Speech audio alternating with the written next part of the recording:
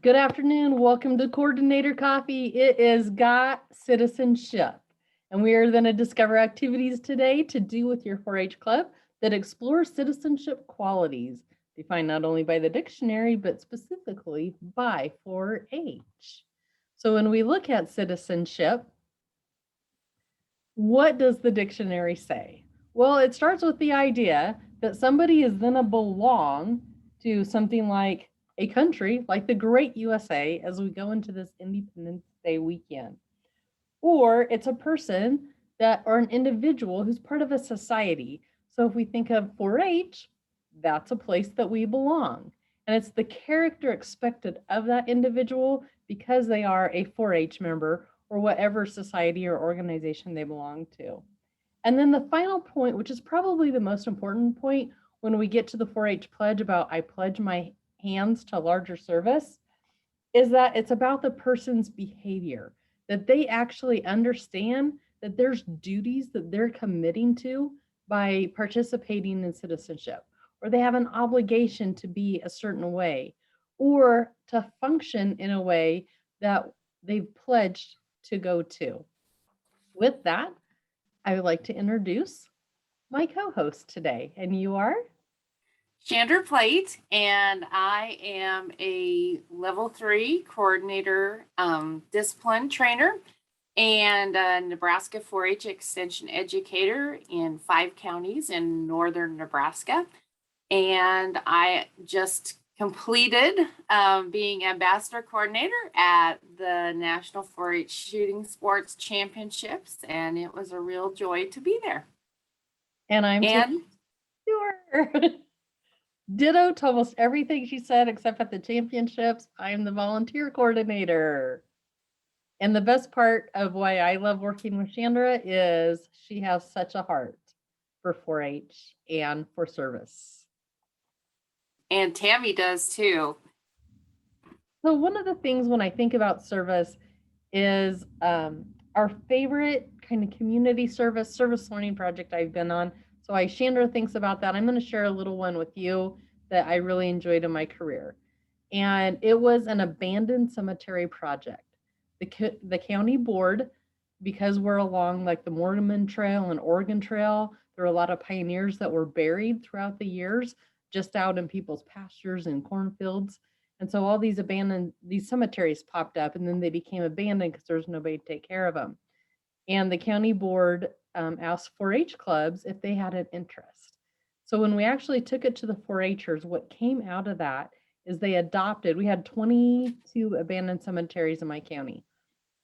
And they each adopted one, and they started by going out and we did a scavenger hunt to introduce them to their cemetery. Chandra, quick question for you. One of the things they had to find is what profession is listed on a gravestone? What do you think? What comes to mind first? Wow. Military service? Right? You would think something like that. So what it ended up being in every one of the cemeteries is reverend. So like pastors or the holy leaders of the community, that's the one. People guessed farmer and all those. But so we had fun scavenger hunts like that to introduce them to their cemetery. And then they took care of the cemetery by mowing it. On Memorial Day, they put out white crosses. And then the cool thing is, wherever there was a plot of land kind of available, we are in the monarch pathway as they migrate from Canada and Mexico. So they put in monarch gardens to attract the monarch butterflies. And then they also put out geocache boxes. So it became part of tourism too. And that was the power of turning that project over to 4-Hers, where the county board just simply wanted the cemeteries mowed, and what they were able to do when they took it on to a citizenship level. Chandra, what's one of your favorite citizenship projects you've been involved in? I think my absolute favorite that I was involved in was when Fort Larned asked the 4-H clubs if they would GPS the entire fort. And just the things that the youth learned as they did their GPSing, but also the things they learned about history and the opportunities that they had to serve at the fort in addition to that as well were just really interesting and great opportunities. That is awesome. And I assume that was in Kansas where you started. Yes, that was in Kansas. Great. So the reason that citizenship is such a big topic is because 4-H has kind of made a promise through mission mandates that said that youth and adults are going to come together and they're going to create the change we want to see in our local communities, which then creates a broader change to our states and a broader change to our country, which then in the end we know the pledge says and to our world. So part of the mission mandate isn't to tell people what to do, but to understand that there's very diverse needs in every community and to help those 4-Hers and those volunteers that want to work with them use those unique needs and bring the unique resources in the areas of citizenship, healthy living, and science. So this is where 4-H is trying to make its really big impact by saying this is going to be our mission here for a while. And if you want to read more about those are on the um, NIFA website listed down at the bottom of the slide. And so we're going to tear apart. How about dig into the citizenship today? And so 4-H defines citizenship as these 4 areas that you see here around civic engagement, service, civic education, and leadership. And the whole idea is that citizenship isn't its own thing. It's part of that learning and that partnering that youth and adults are doing together in that community. And while citizenship is happening, relationship building is happening too. And we know with the thriving model that is coming out about the magic of 4-H, like why do we have such great kids coming out of 4-H? We know those developmental relationships are part of that magic formula that the research has been discovering. And so it's about building those relationships and understanding that each of us has a piece of diversity to us that we bring to the great citizenship of the United States. So when we take civic engagement here, there's some really important questions to ask. Chandra, what's kind of the first question here that you're thinking about when you see civic engagement? So one of my first questions is, do the 4-Hers feel ownership of their own 4-H club? Yep. So do they feel like that they are the ones in control, or is it the adults in the club that they feel like are in control? And so what are some of your thoughts about how to turn over that decision making and the debate and discussion that goes with some of these projects and decisions?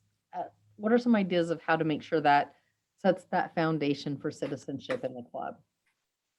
So one of the first things that you can do is give leadership to your younger members as well.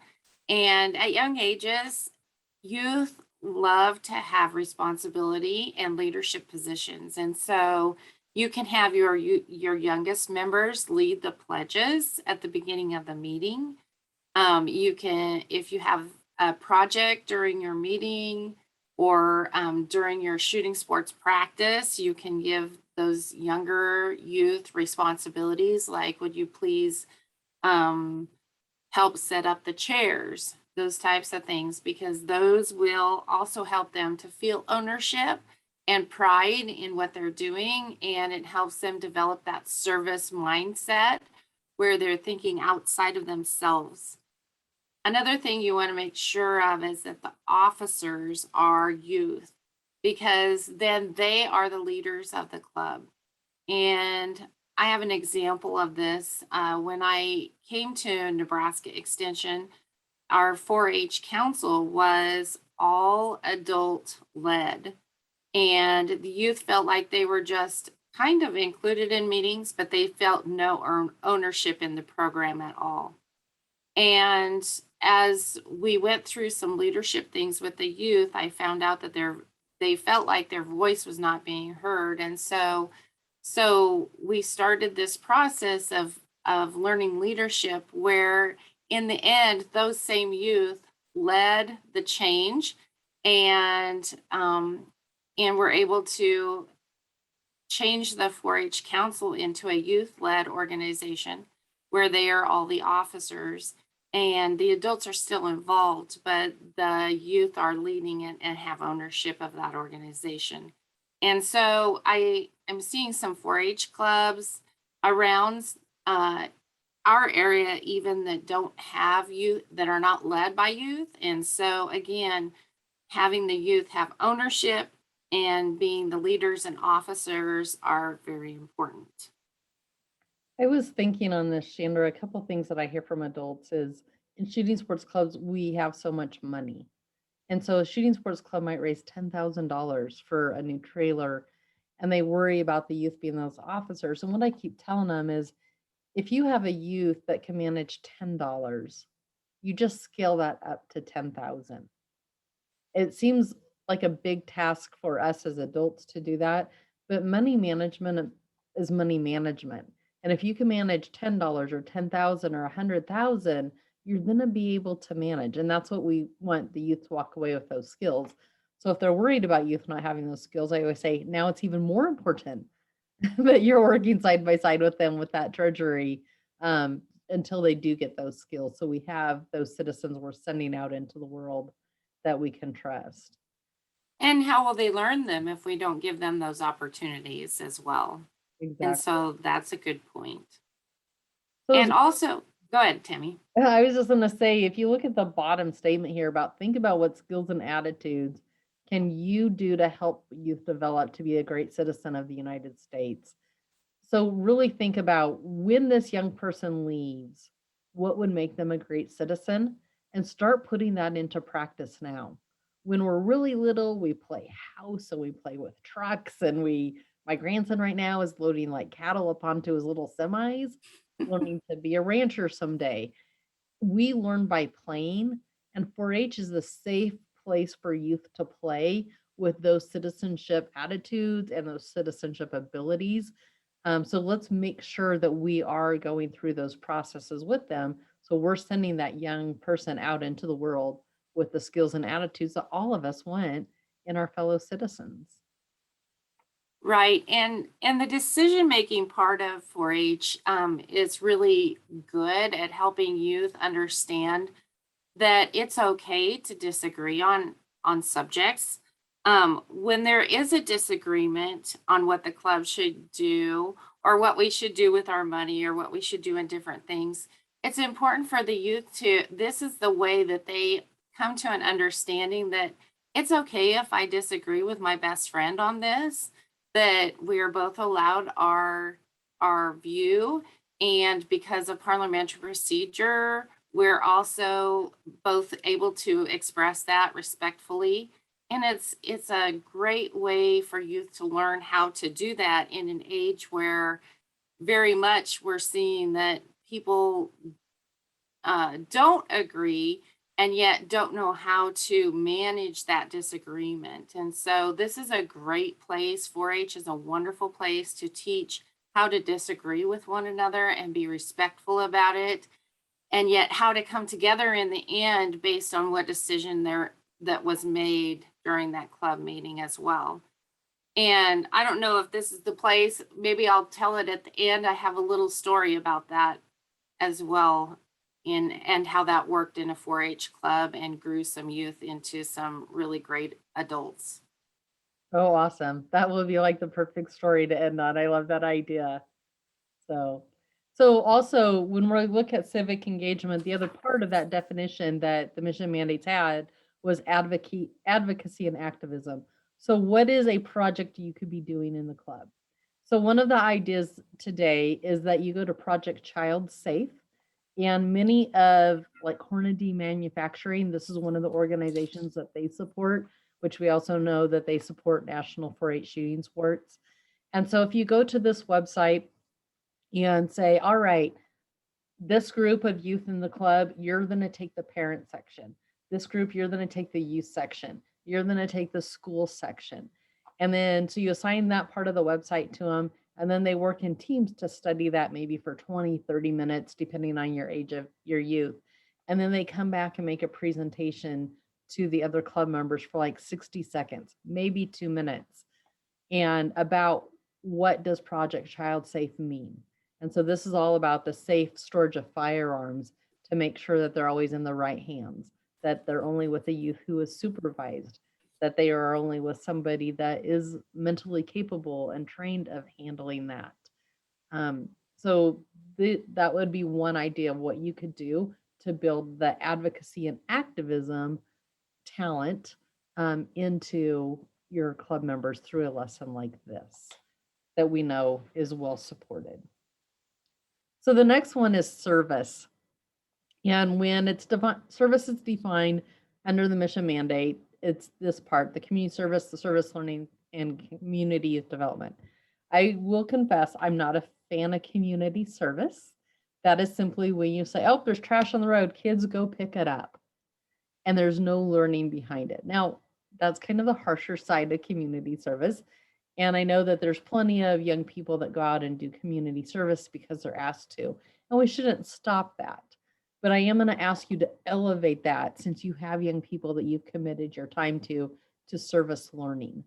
And then through service learning, that automatically turns into the community youth development side. So in service learning, what we're asking the youth is, what is a need that you see?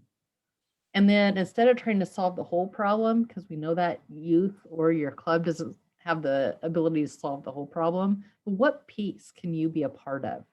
And that really connects us to that bigger world, that bigger community. And then what do you need to best help with the solution? And what resources do you need? And then, of course, you make an action plan from there of now, how are we going to carry this out? So this picture is of a Marine veteran who happens to be my dad. And I think a lot when he starts talking about, oh, someday I'll probably be in the veterans home. And I always think about what could my 4-Hers be doing when he gets into the veterans home? And when I research what happens, whether it's a veterans home or a retirement home, anytime we have older citizens that need to move out of their homes into a little bit more specialized care, what we know is that they have limited mobility, but yet they still need physical movement. And they also need to keep their brains sharp. And a lot of times the clubs in my area will go play bingo with them. But how about doing something a little bit more that's related to our project? So organizing an indoor or outdoor shooting range. And how could, so this is something that they could do. And then who do you best need to help that solution? Well, obviously the club members to come together and the activity director at the veterans home or wherever you're going. And then what resources do you need? Well, if you're outside, I'm hoping you're doing a squirt gun range like the girl we see in the top picture there, or we set up a Nerf gun range. And you can see here, they actually took tin cans, recycled them, and made their own targets on those tin cans. And so you could do those with Nerf guns. One of the favorite ranges that I made that I can't find a picture of is we took aluminum pie plates and we took fishing line and hung them from PVC line, and then we put the swivels on them that you put when on your lures for fishing, and the pie plates would sit there and turn as you shot them with the squirt gun.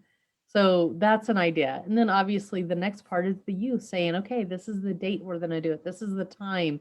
This is who's going to go pick up the squirt guns. This is who's filling the water and who's taking the residents out to the patio so that they can participate in the shooting range.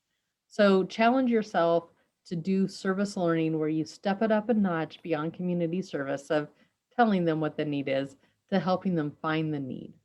So there's one idea that you can take back. All right, Chandra, this is your passion. Civic education, right? Civic education. I love civic education, and it includes the foundations of our government, which should be fresh on our minds this weekend as we go into the 4th of July weekend. And so the question comes, how do you work that into your shooting sports program? Well, one of the things that you can do is challenge students to read the founding documents of the United States of America. Challenge them to read the Declaration of Independence and the Constitution of the United States. And then, or you can pick a portion of it to read during a club meeting or even a shooting sports practice. and ask the students, how does this work in your everyday life? How does this freedom or this principle work in your everyday life? And you can have the older 4-Hers lead the discussion in this and just help them to see how that plays out in their life.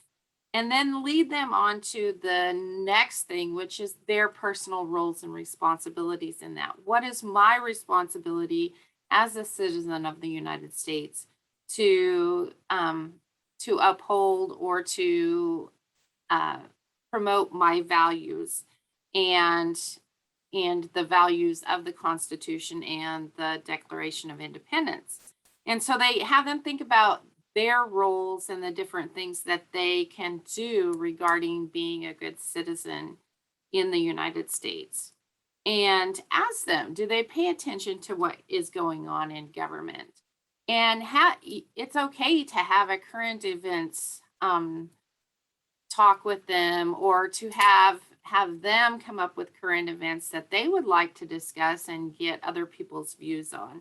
And again, this goes back to the principle that is character development, of learning that differing opinions are okay, and that it's okay to disagree with other people on certain things, and yet our responsibility is to stand on those values and those things that we believe uh, need to be stood on. And so draw this into what can they do as citizens now, and what can they do after they turn 18. And because there's lots of things, youth sometimes think, well, I'm not going to pay attention to government till after I can vote, because that's the end all for them. Well, if they don't know anything about government until they vote,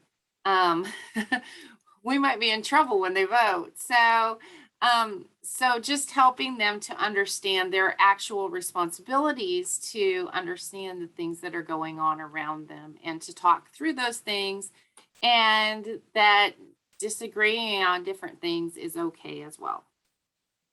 So when I was thinking about this, something that came to mind, there is a extension educator out of Oregon by the name of Todd Williver, and he's made a video on the Second Amendment.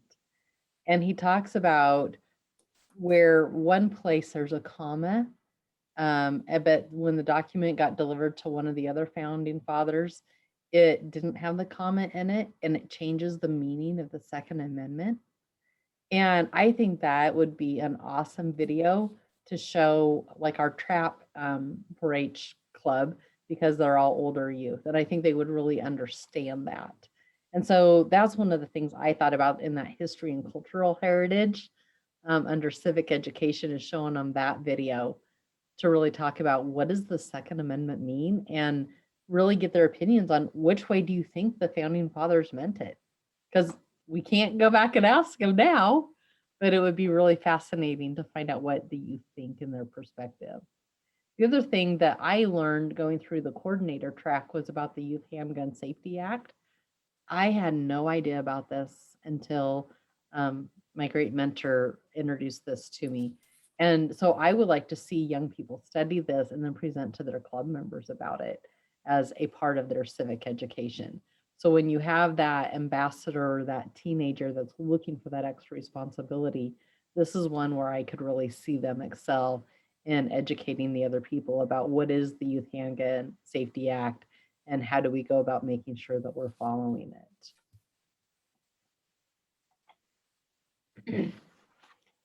So leadership is so. I'm sorry, this is Ellen here. Can you repeat that act? It wasn't quite clear. Sure. So the picture on the screen right here with the black or kind of blue outline, it's the Youth Handgun Safety Act notice. And when we put these resources up, I can actually put it in the slide before we post it on the website. So if you need a direct link to it, you'll be able to get to it. But it is from the Bureau of Alcohol, Tobacco, Firearms, and the ATF. So, Tammy, yeah. this is Shannon in Alabama. If I may, I think y'all can Google or at least search the Journal of Extension, the Joe articles. About 7 or 8 years ago, Dr. Dave White co-authored with Todd Williver an article about the Youth Handgun Safety Act and how it applies to 4-H and transportation of firearms as well. So that's a really good article in the Joe, and like I say, I want to say it was 2013, but you could go to the Joe archives and pull it up, and it's a great resource. I put it in my materials that I give coaches in Alabama that are screened, trained, and certified in any discipline. So it's just part of their resource book. Yes, absolutely. So those of you that aren't familiar with it, Joe, that's the scientific journal that in extension we publish in quite a bit. And so it's literally JOE.org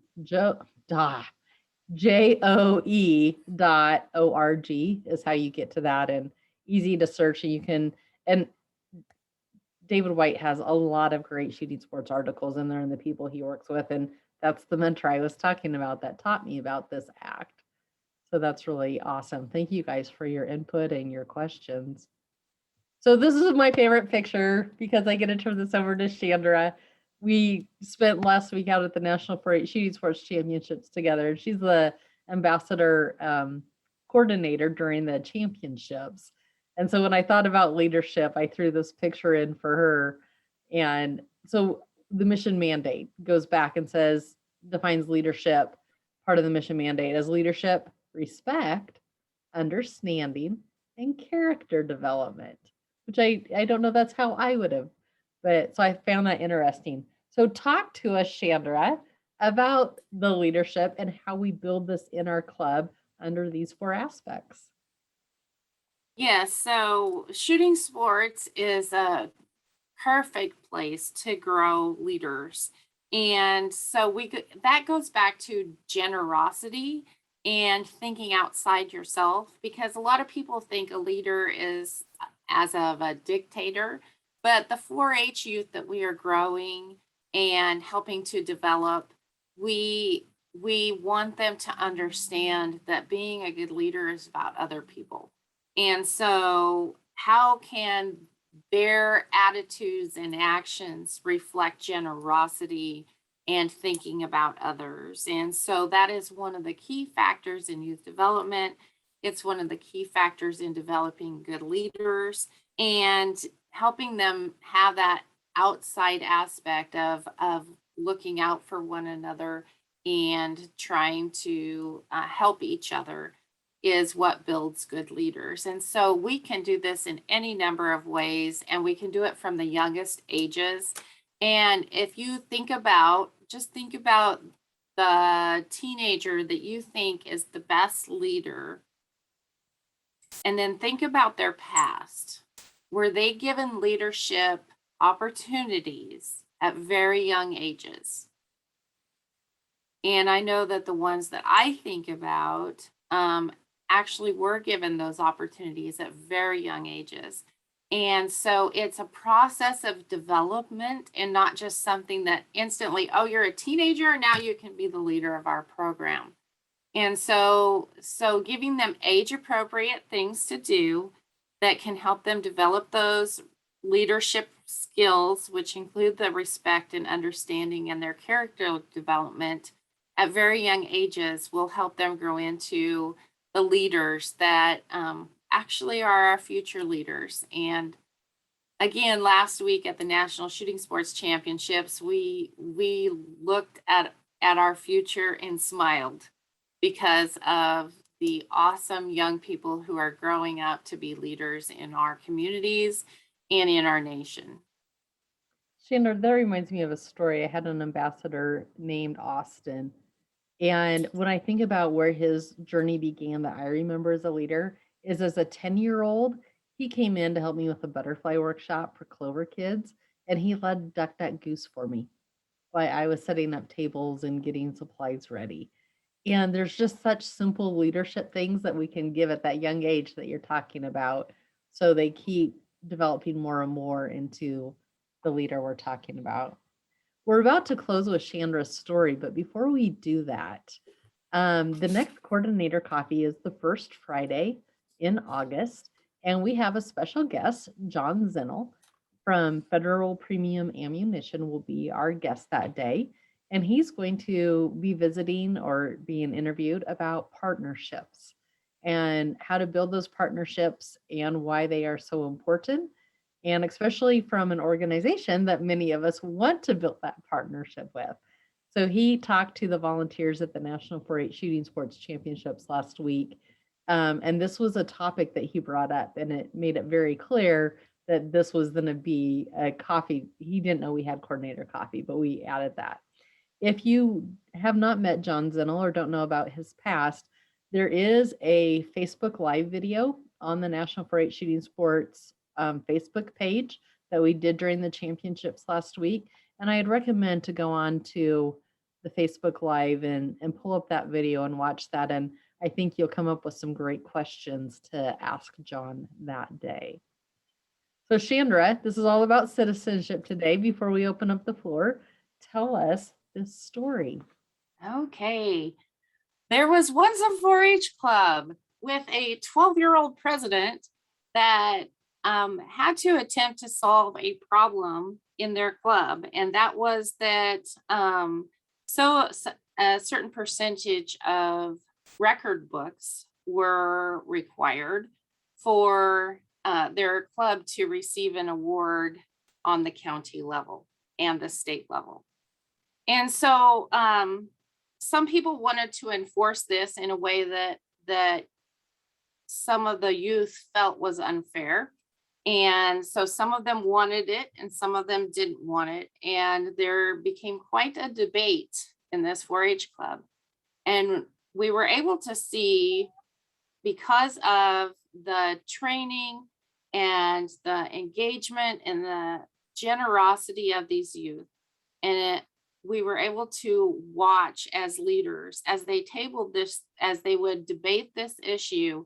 And we had everybody from 8-year-olds through 19-year-olds debating this issue during 4-H club meetings, and they tabled it twice. And the third meeting, they finally came back and they decided to vote on this particular issue. And after they voted on it, it was a tie, and the president had to break the tie. And so because it was kind of a heated thing and everybody's emotions were pretty high, but the youth had done this fantastic job of debating through this. And when the president broke the tie, the whole club got behind it and did what the club, what the final vote was. And there were never any hard feelings. You never saw any of those youth pick on one another or backstab each other outside or inside the organization. And it was just handled very, very well. And it was handled well because the adult leaders who were with those kids made sure that those kids knew the process and that it was okay to disagree, and that this was not going to ruin their friendships. It was not going to ruin their 4-H club. It was going to help them learn the bigger picture of how to be good citizens.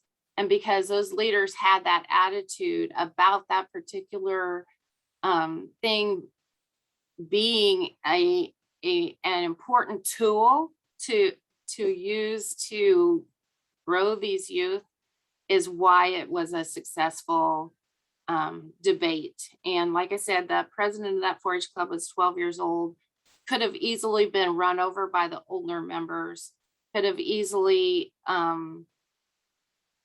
been swayed on the way she had to decide the vote.